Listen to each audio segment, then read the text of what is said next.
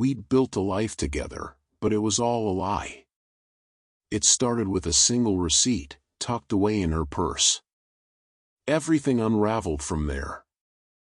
I never meant to dig deeper, but the more I learned, the more I realized I didn't know anything at all. It was like peeling back layers of a lie. If anything, I was just being helpful, grabbing Sophia Lee's keys from her bag because she was already running late. She'd asked me to grab them while she finished fixing her hair in the mirror, totally routine, or so I thought. Her purse was like most women's purses, I guess, an organized chaos: wallet, lipstick, sunglasses, a crumpled receipt here or there, half a stick of gum wrapped in foil. But then my hand brushed something different, tucked deep in one of the inner side pockets. A single folded receipt neatly creased like it had been saved on purpose, maybe even hidden. I don't know why I opened it, curiosity. Maybe I figured it was probably a return slip or something she meant to keep, but the moment I unfolded it, something shifted. I didn't know what I was looking at first. The logo at the top said Maison Lune in cursive script, underneath it in smaller type Portland, Oregon. That alone made me pause. We live in Salem, we've driven through Portland, sure, talked about spending a weekend there for the food scene or maybe hitting up a concert, but we never had, not once, and definitely not on a random Thursday night, which is what the date on the receipt showed 2 weeks ago. That was the same Thursday she told me she was working late on a client proposal. She even called me around 6 p.m., apologizing in advance for the late night. I'd made myself dinner, watched a rerun of Parks and Rec, and gone to bed before she even got home. She kissed me on the forehead that night, said she didn't want to wake me up. I stared at the list of items on the receipt like it was in another language. Chateau Margaux 2015, $475, imported truffle chocolates, $82, silk sheet set, ivory $640, Louvre fromage royal gourmet cheese box, $110, linen scented candle, hand poured $39, wrapping service, romantic gift, $12. There was even a little handwritten note scribbled at the bottom. Thank you for your purchase. Come again soon. Lovebirds Red Heart. I just sat there for a full minute. The air buzzing in my ears. My brain tried to patch it together. Was she planning something? An anniversary surprise? Our anniversary wasn't until September. It was barely March. Maybe she was getting an early start. But even as the thoughts ran through my mind, I already knew they didn't add up. Sophia Lee was never this extravagant. I mean, sure, she liked nice things, but this wasn't her. Not with me at least. We were Costco wine people, not Chateau Margaux. We had IKEA sheets. I once bought her a $25 candle for Christmas and she teased me for being so extra. And we never bought gourmet cheese unless it was from the deli section at Safeway. Then the timestamp hit me 7:38 p.m. That's exactly when she said she was still in the office that night. I remember because I texted her at 7:30 asking if she wanted me to save her some leftovers. She replied, still grinding. Don't wait up. I didn't feel angry at first. It was more like a wave of something cold and hollow creeping into my chest. Confusion, dread, and a growing realization that I was standing at the edge of something big, something I couldn't ignore. I folded the receipt and put it back exactly where I found it. I didn't say anything when she came downstairs. She was in a rush, fiddling with her earrings, asking if I'd seen her blue work folder. I handed her the keys and nodded like everything was fine. She kissed me on the cheek and said, "You're the best." Before hurrying out the door, I watched her go, And for the first time in years, I didn't feel warm when she said that. I felt nothing that night. I lay in bed pretending to sleep as she showered and slid under the covers beside me.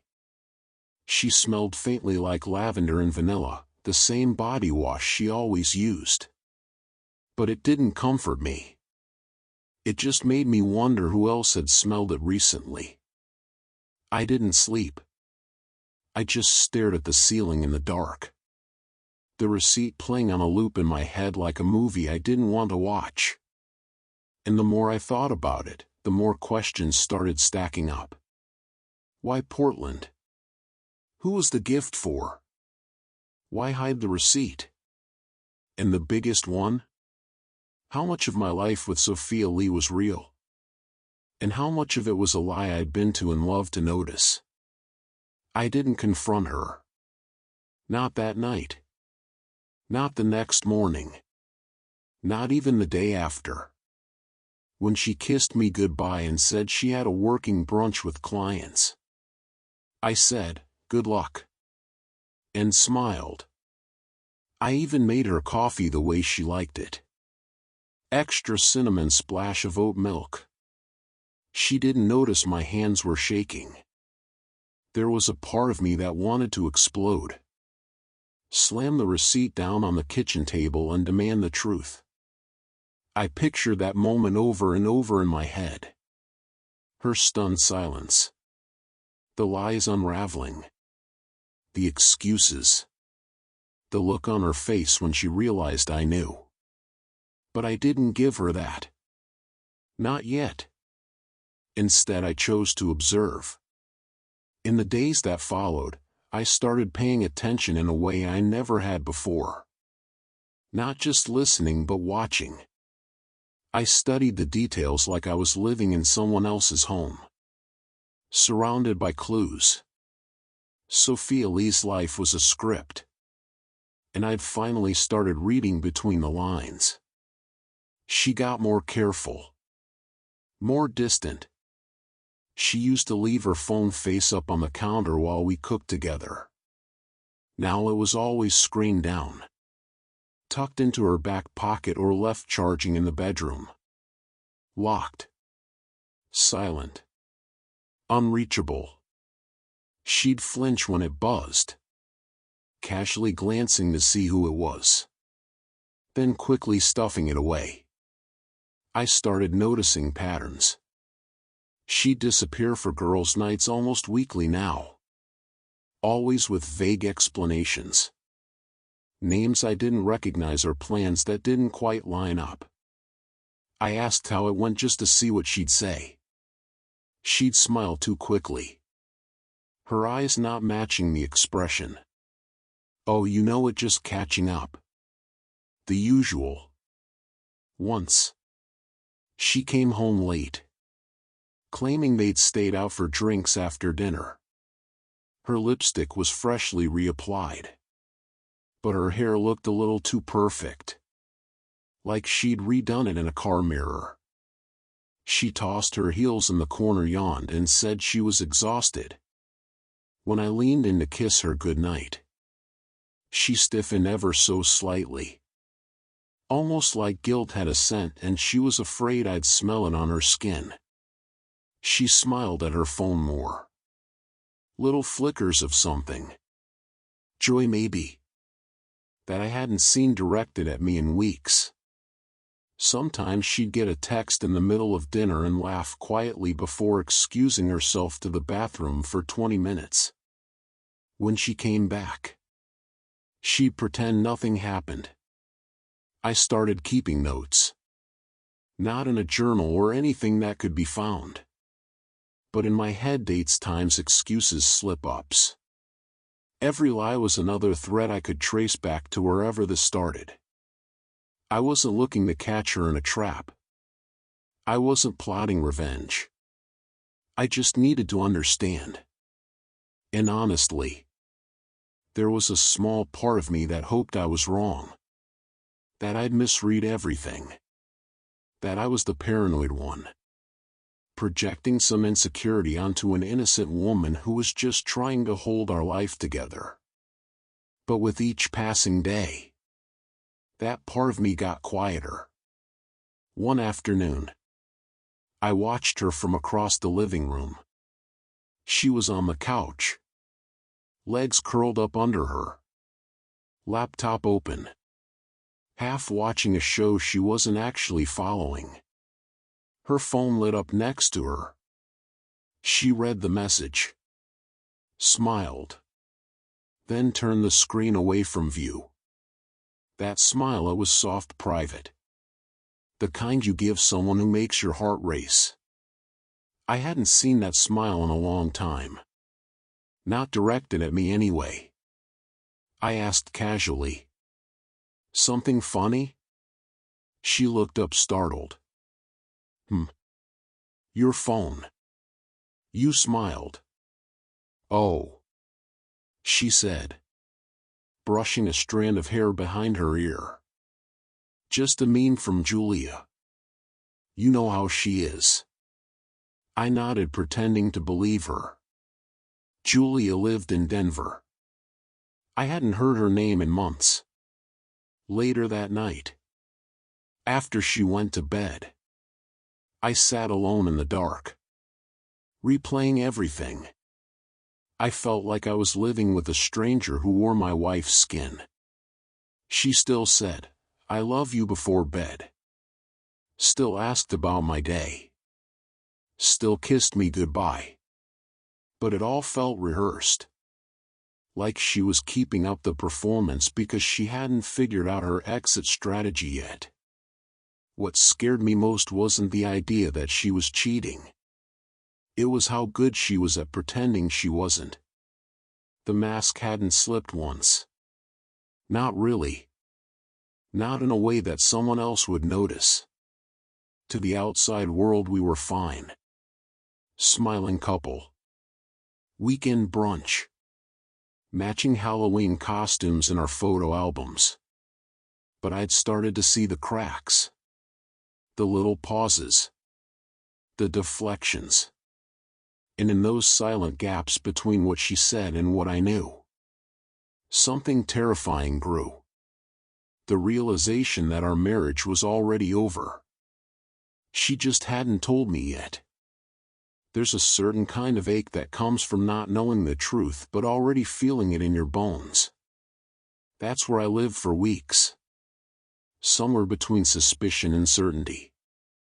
Pretending everything was fine while the foundation of my marriage quietly rotted beneath me.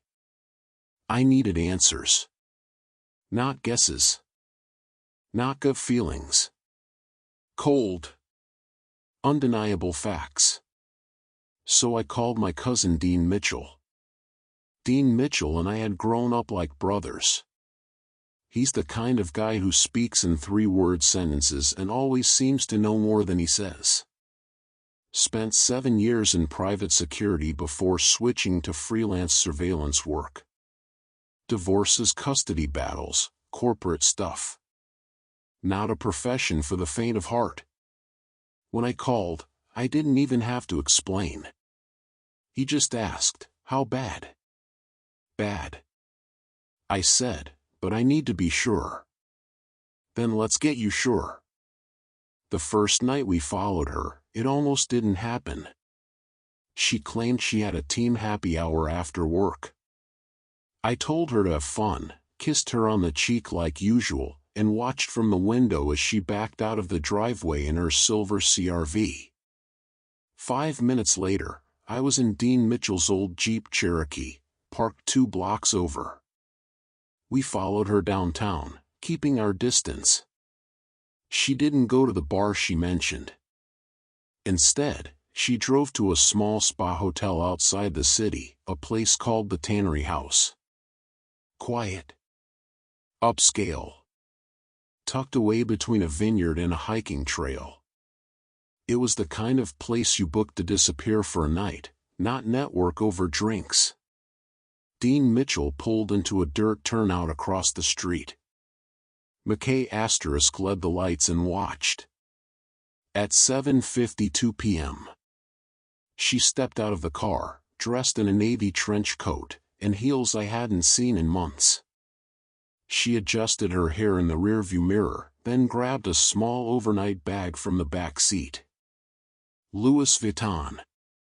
One of the ones I'd bought her for our anniversary. She looked calm, confident, not sneaking around, just living in a different life. A man met her at the front entrance. Tall, neatly dressed. Couldn't see his face clearly, but I didn't need to. The body language told me everything. They didn't hug. They didn't kiss. They just looked at each other, smiled like they were sharing an inside joke, and walked into the hotel side by side. It was worse than I thought, because it wasn't reckless. It wasn't passion-fueled chaos. It was routine. Dean Mitchell handed me his phone. "Got it," he said. The photo on his screen showed her walking through the glass doors, just behind him. Her smile looked relaxed. Peace, like someone unburdened. "Do you want more?" Dean Mitchell asked. I stared at the screen, heart pounding like I'd run a marathon without moving. "No," I said, "that's enough." I don't know how long we sat there after that. Long enough for the sun to start dipping below the hills, painting the sky in soft orange. I felt hollow, like someone had scooped out my insides and replaced them with silence. Eventually, she came back out. Alone, maybe 10 minutes later, just to grab something from the car, probably. She didn't see us. Or if she did, she didn't flinch. Just walked back inside and vanished again. We drove home without speaking. When Dean Mitchell dropped me off, he clapped a hand on my shoulder and said, "You did good. You waited." Most guys don't wait. Most guys catch him in the act and lose their damn minds. I didn't feel like I'd done anything good. I just felt tired. Sophia Lee got home the next morning around 10:30. She walked through the door carrying the same overnight bag, sipping a latte. She looked flushed, like she'd had a massage or slept in silk sheets. Maybe she had. "Morning," she said casually. "Sorry I didn't text. I figured you were still asleep." I looked up from the paper and smiled. "All good. Hope it was fun." She nodded, kicked off her shoes, and disappeared into the bathroom. I heard the water running a few minutes later, her usual post-light cleanse. I didn't ask where she'd been. I didn't want to hear the story she'd rehearsed. I already knew. That afternoon, I opened the hidden folder on my laptop where I'd saved Dean Mitchell photo. I stared at it for a long time, zooming in until her face blurred into pixels. There she was, walking into someone else's life while I sat at home thinking we still had a sh*T. That was the moment everything clicked for me. Not just that she was cheating, but that she'd moved on. Emotionally, physically. She'd made peace with it, even if I hadn't. She was already gone. All that was left was the performance. And me? I was done playing the part. I thought leaving would be the hard part. It wasn't. Not really. The hardest part was what came after. Knowing she was going to tear the world apart looking for me and still come up empty. Not because I wanted to hurt her, but because I needed her to sit in the ruins she created. No distractions. No comfort. Just the wreckage. She made calls. Dozens of them. Some to me, blocked. Most to anyone we'd ever known together. Friends, neighbors, coworkers, even people she hadn't spoken to in years. I know this because I got messages too. From people I hadn't heard from in months. "Hey, man, I don't want to get in the middle. But Sophia Lee's been calling me. Says she's worried. Did something happen? She came by the office crying. I replied to none of them. If they were really in my corner, they would have seen the truth long before I left. I did no explanations. She showed up at my parents' place once. I heard from my mom afterward. She said Sophia Lee stood on the porch for 10 minutes. Pacing. Crying. Rehearsing whatever story she'd built in her head. My dad opened the door. Took one look at her and said, "You've done enough," before closing it in her face. After that, she stopped showing up. Stopped calling at least the people who knew me. But her world started unraveling in other ways. Her work suffered. The job she used to brag about. The one she used as her excuse for so many late nights. Started slipping through her fingers. I don't know the details, but I imagine it's hard to run PR campaigns when your own life's falling apart. People talk. Even in professional circles. Especially there. Her image so carefully crafted, cracked. Then it crumbled. And the man she risked everything for? He didn't stick around. I don't know exactly when he left. Maybe it was a few weeks after I disappeared. Maybe he got spooked. Or maybe he just didn't want the mess that came with a woman unraveling. Either way, he vanished like smoke. Quietly. Ficently. The same way I had, except for different reasons. Sophia Lee was alone. The savings account she thought would carry her turned out to be paper thin. I had already pulled what was mine. She couldn't keep up with the house. The car. The lifestyle she thought she'd maintain without me. She sold the handbag I gave her. Listed furniture online. Downgraded everything she once swore she'd never compromise on. I heard through someone. Maybe a mutual friend, maybe a rumor. That she ended up moving into a small one-bedroom across town. Nothing fancy. Month-to-month lease. No pets allowed. She even had to give away her cat. The one she used to call our baby. I always hated that cat. But something about that stuck with me. She reached out once. 6 months after I left. I got a letter. Handwritten.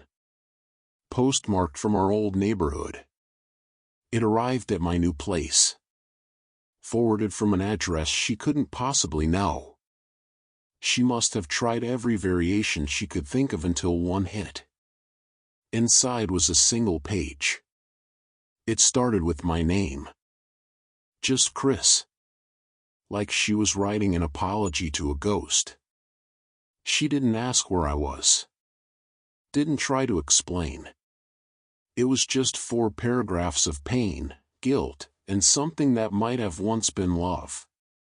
She said she couldn't sleep. That every corner of the house reminded her of me. That she still made coffee for 2 in the morning out of habit.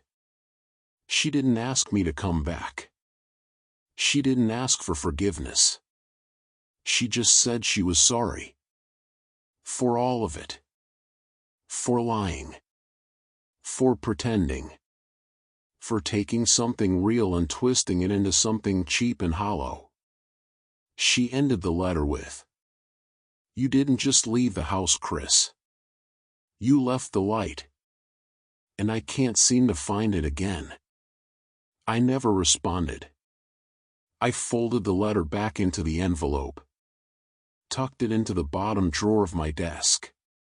And left it there. I don't hate her. I don't think I ever will. But I couldn't give her what she was looking for. Closure. Another chance to explain. Because here's the truth. When someone burns your house down while you're still inside, you don't go back to watch them cry over the ashes. You rebuild. Somewhere else. Somewhere better. And that's exactly what I was doing.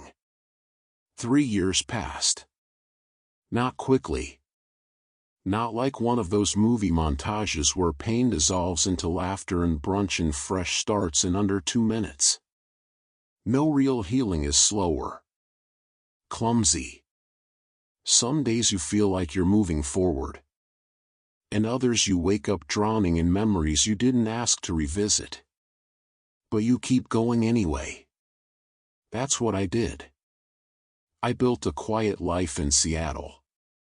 Got the job at the garage. And it turned out to be exactly what I needed. Routine hands-on work, no suits, no fake smiles. Just wrenches, grease engines and honest people. For once I didn't feel like I was performing. Eventually I met Lauren.